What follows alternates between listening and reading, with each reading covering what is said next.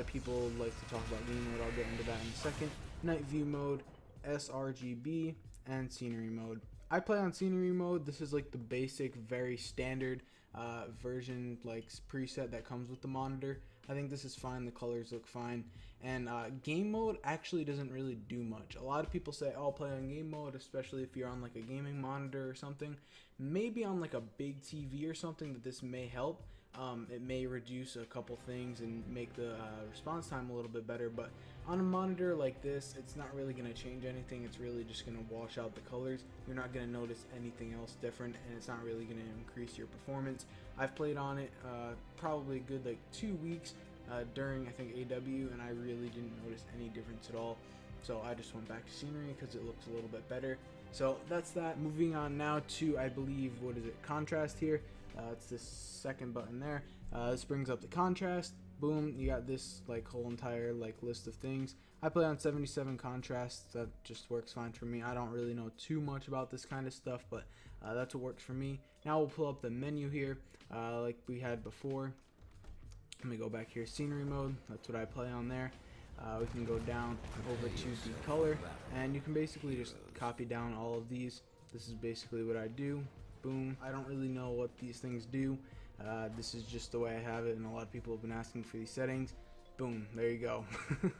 There may be better settings out there, I don't really know. I know Crimsix actually did one of these, but it was for a BenQ monitor, and I don't have a BenQ monitor. I have an Asus monitor. I did a whole entire video on that. I got like 50,000 views or something, and a lot of people were kind of salty about stuff I said about BenQ. But anyways, let's go over here to image. I play on 60 sharpness, trace free 60, aspect control full, ASCR is off. Not really too sure what that does, but that's basically my settings. At any point, you guys can just pause the video and copy these down. Input select, obvious. This is just to change the input. And system setup, there you go. Splendid demo mode off. All these other things, just copy that down. And that's really it. I know this wasn't the most entertaining video in the world, but so many people have asked for this, so I figured I would deliver. Anyways, I hope you guys did enjoy the video. If you did, remember to leave a like rating, and I will see you guys in the next one. Peace.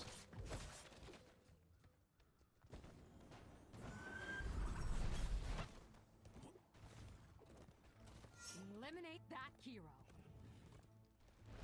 What's going on, you mighty Morphin Power Rangers? Today, it's a troll video. It's a fucking troll video, okay?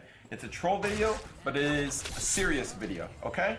So, first of all, I get asked this question a lot. Hey, Crimsix, what's your monitor settings? What's your monitor settings? Guess what? I don't do anything with the monitor, okay? I literally put it on a mode and play, okay? If there's a secret to these new BenQs, I have not figured it out yet. So, let's get this started. Watching CWL right here. Call of Duty, OBS. First of all, BenQ XL series. RL XL. Okay, so you got a picture. Here's everything right here. So I'm on FPS 1. Everything is default. Brightness. Oh, okay. Brightness 100. Contrast 50. Sharpness 7. Gamma, no idea. Color temperature. Okay, so this thing right here, if you put this off, it looks like shit. Premium, can't really tell the difference between premium and high, but this setting right here is usually what the pros mess with. Like say I hate the team coming up next, right, and I want to sabotage them. Then I would do something like this. Then I would go, turn yours off. Boom, your monitor is going to look like you're watching a stream. Like, I don't know why, but do not have this off. That is my only tip for this video. Do not have that off. The only thing that I think you should adjust is obviously playing FPS 1, FPS 2, or RTS. I don't really know what the difference is, but it just has different, so those settings I showed before, it just has different like numbers on them, or different values. I think there's one thing, yes, and this is also something you want to change. Not sure if you can see that. The black equalizer, turn that all the way up. And what you do, you turn that all the way up, and then adjust your brightness in game. What this is going to do is dark areas, shadows, and shit like that is going to basically, oops, did the wrong button, is going to look, it's going to look better. So like, I can't really think of any spots in Black Ops 3, but say for example, the ceiling spots in Green Room on AW, you could see them like clear as day. Instant mode, no idea what that is, but it's on. Anyways, guys, that's all I got for now. Thank you guys for watching. Hopefully you enjoyed the video. I think today is a double upload day. Be sure to subscribe. What else? I got some big plans coming up for the YouTube next week. Stay tuned for that. Dirty room, dirty room. I carve my own.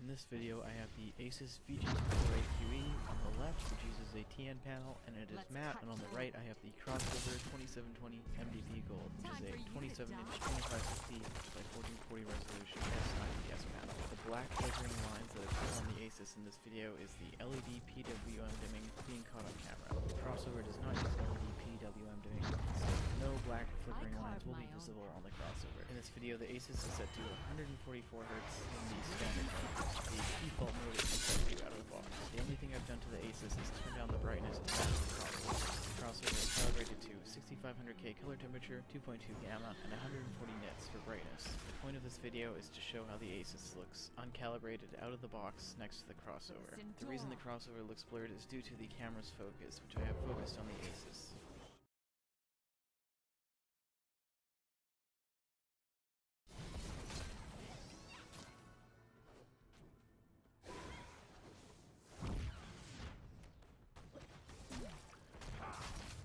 Endoral Anumenor.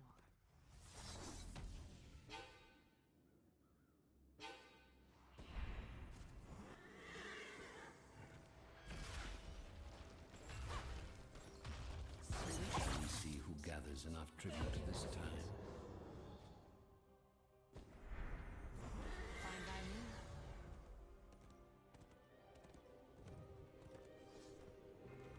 Fort demolished.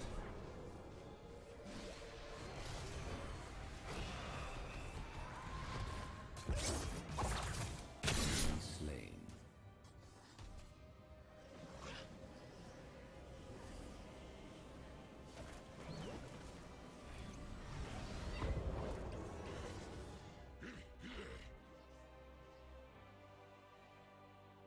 Let's cut forward.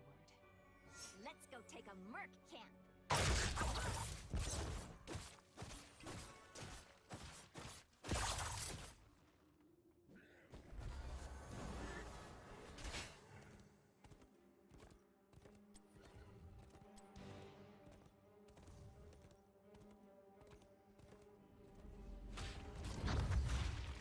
That gives me thinking like a rogue. I grow tired of your petty squabbling. Good tribute. Earn my favor. That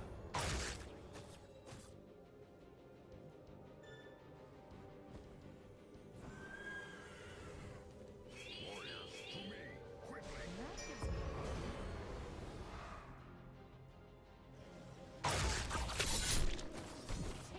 That was rather violent. Double kill. Anyone else think we could use some mercs?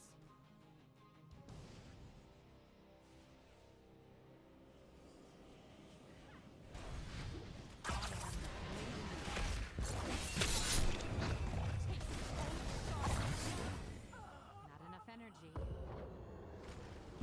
Your fault. Can't do that yet. Not enough energy. Well done. Your enemies shall be weakened.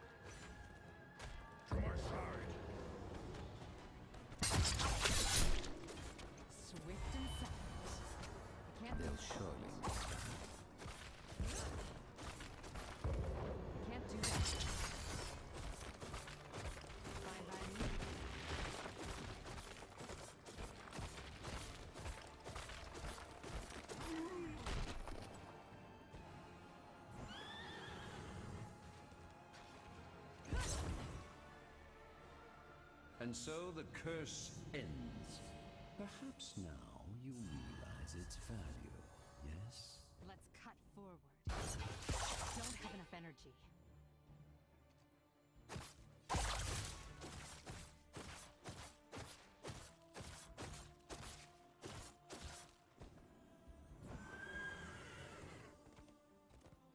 Endoral Anuminar.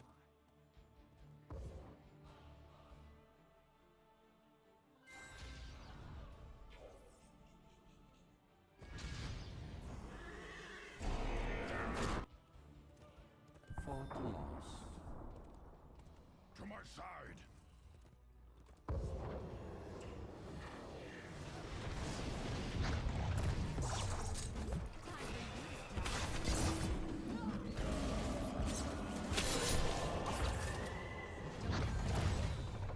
Thanks, friend. A good kill. Double kill. I was taught by Rhaegar early. Killing spree. All right.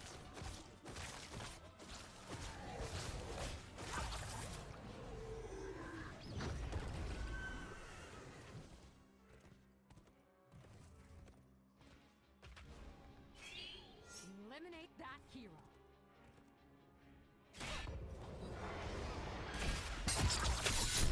I'll stop them. Excellent. All right. I can't do that yet. Don't make it so easy. I can't do that yet. To my side. I am the blade in...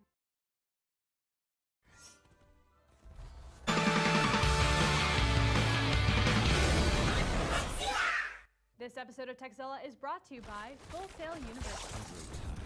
We talk a lot about calibrating ATTV, but seriously, it doesn't matter if you're calibrating a projector, an ATTV, or a computer monitor. It's important to check the display's picture setup at least once, like keep in mind, to make sure it's giving you the best it's got. Which brings us to Nate, who tweets, at Robert Heron, I have a monitor with only brightness control. What is the best way to calibrate it? Well, in this case, the monitor in question is the temptingly priced $700.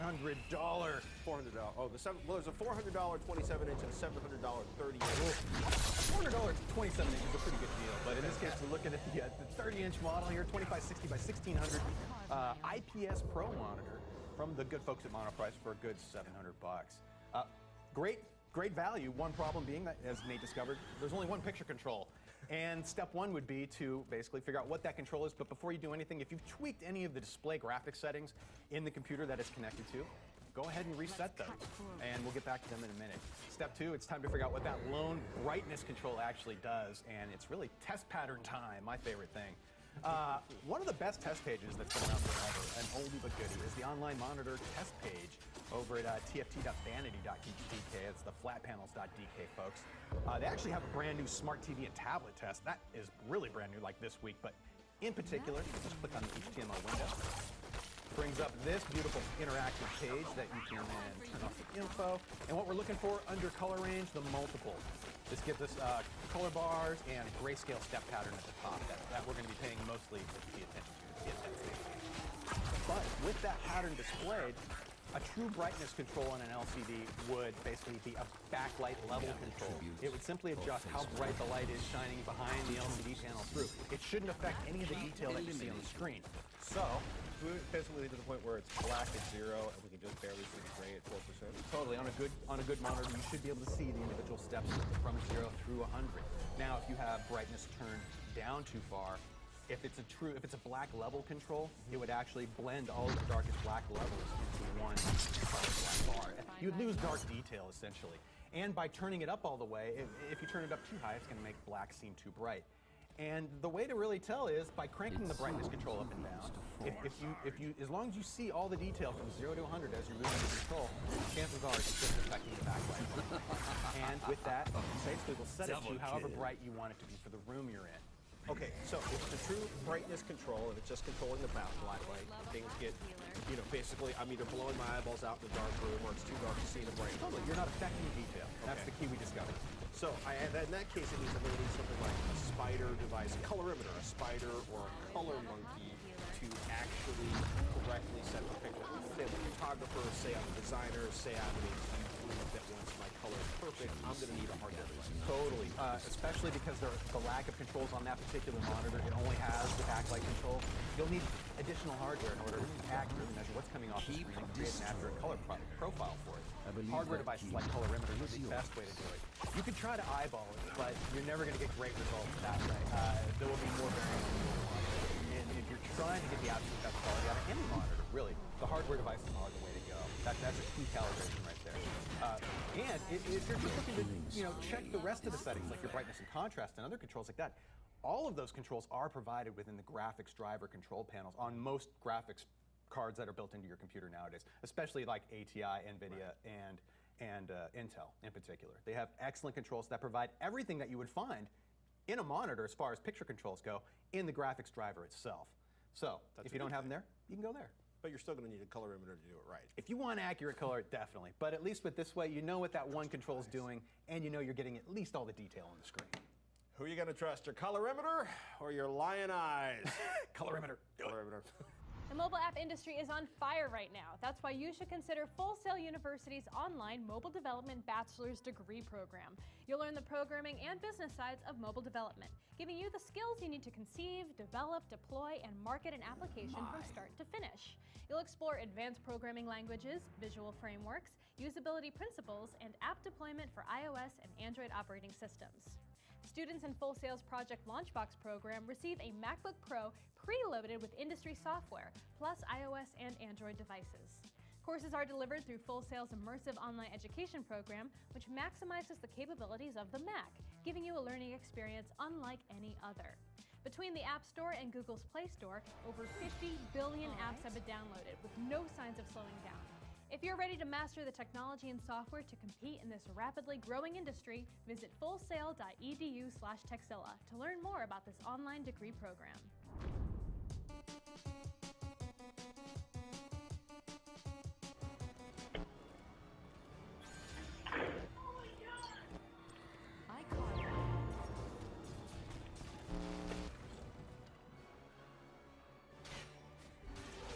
My curse subsides.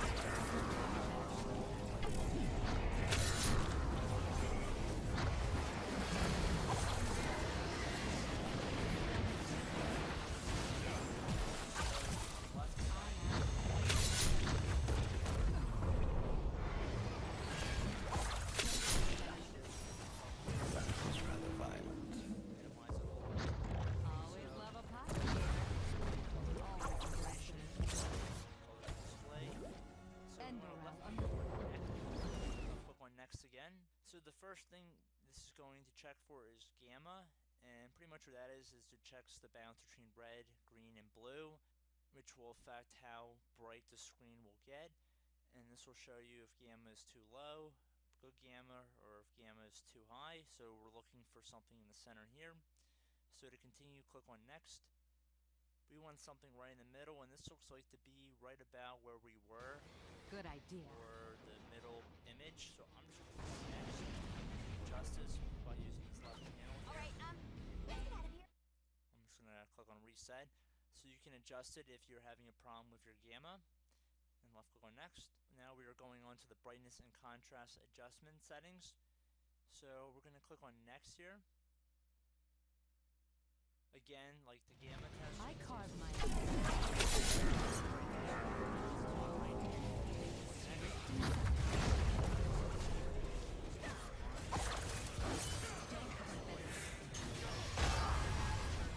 Into the shadows.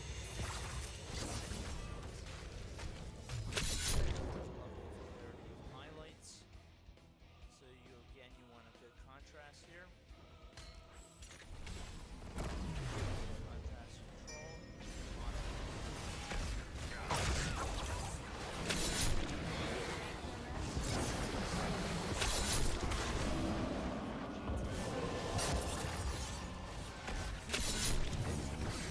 You don't want to have too much red. Your core is under attack.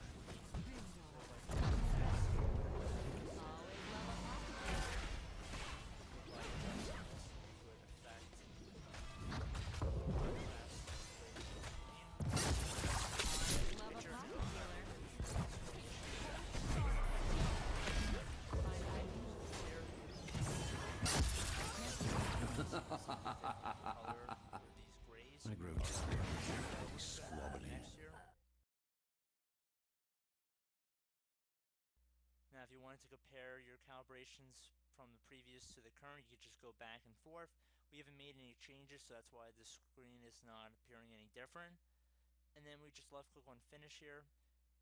And now we will receive a prompt here asking us to perform a clear type text tuner, so it makes text a little bit brighter and a little bit more stylish and clean, if you want to call it that. You can proceed and go through next for that.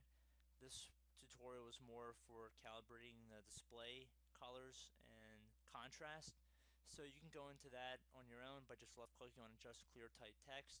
But I think that'll pretty much do it for this review, guys, and I will see you in the next video. Goodbye.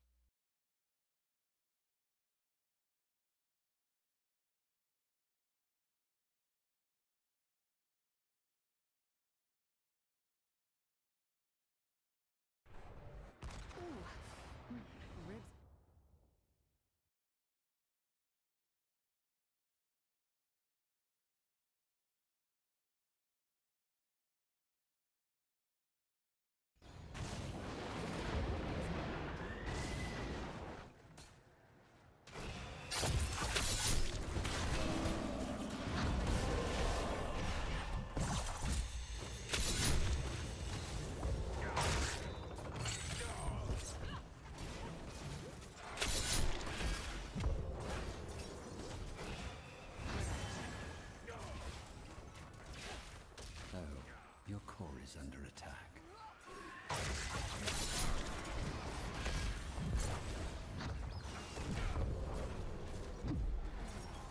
Enough! The curse is over.